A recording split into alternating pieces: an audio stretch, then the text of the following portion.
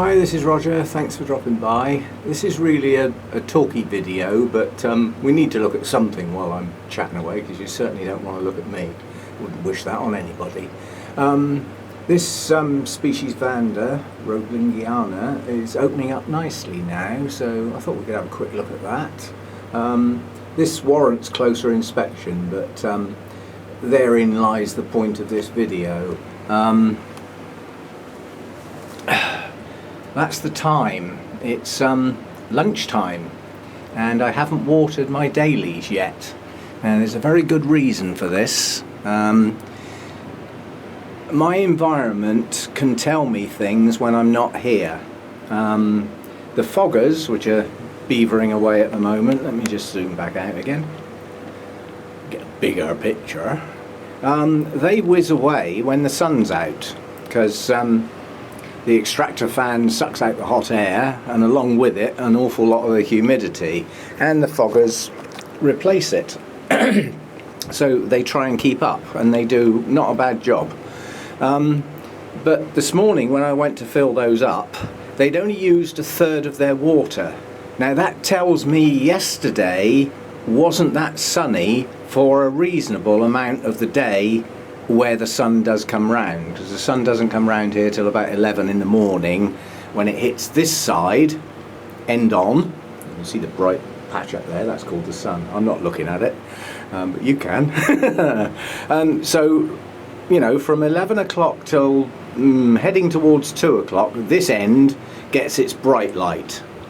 This end, however, at that time of day, is shaded by other things.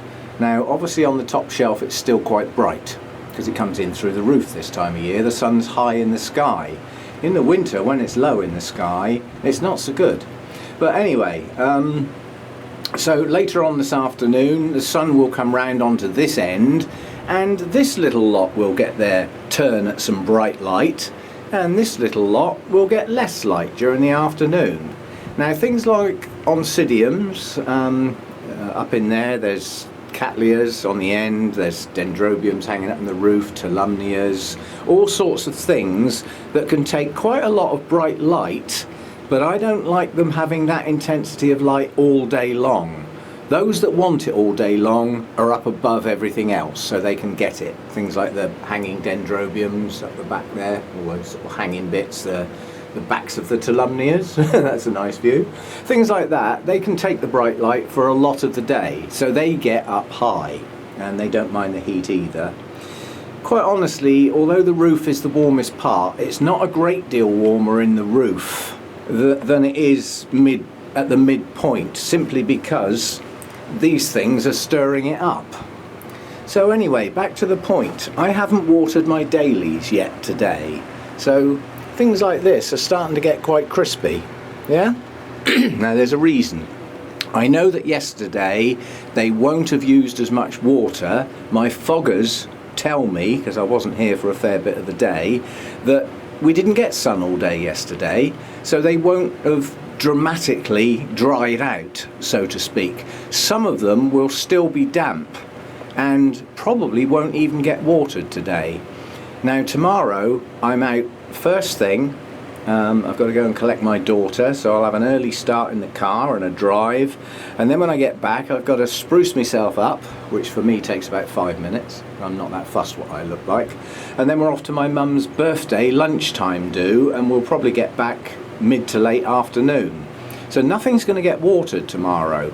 So the reason I haven't watered today is that I want to delay it. And the reason being that the water's got to last for the rest of today and all of tomorrow through to Sunday morning.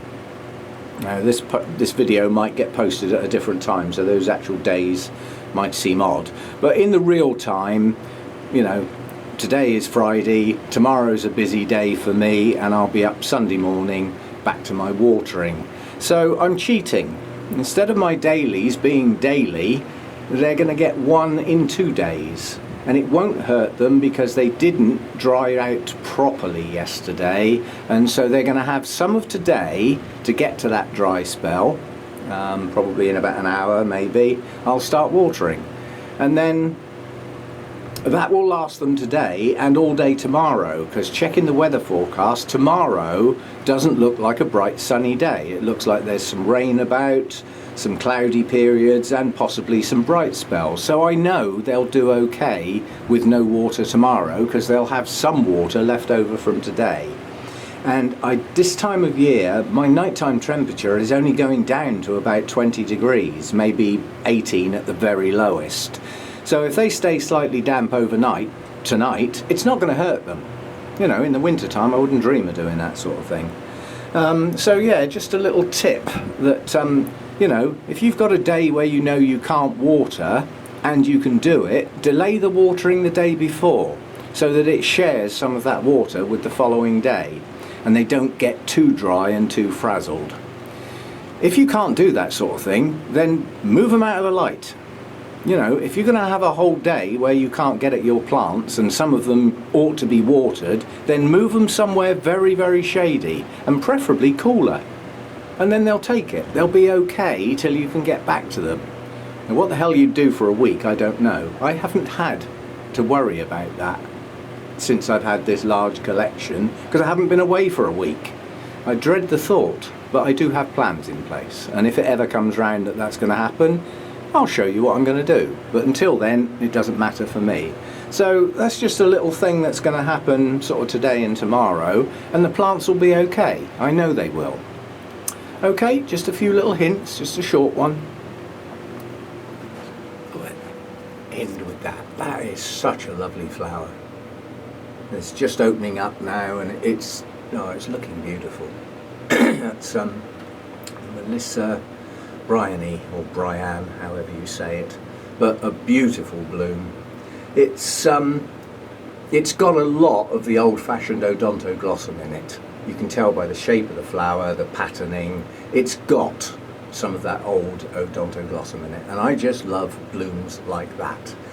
I'm not even fussed what colour they are. They could be bright yellow, reds, pinks, purples. I don't mind. I love that flower shape, and in this particular case I love those colours. Okay, thanks for dropping by. Just a few watery type hints and you know, how I'm going to handle a day away and a previous day that certainly didn't have much attention. So it is manageable. Thanks for dropping by. See you next time.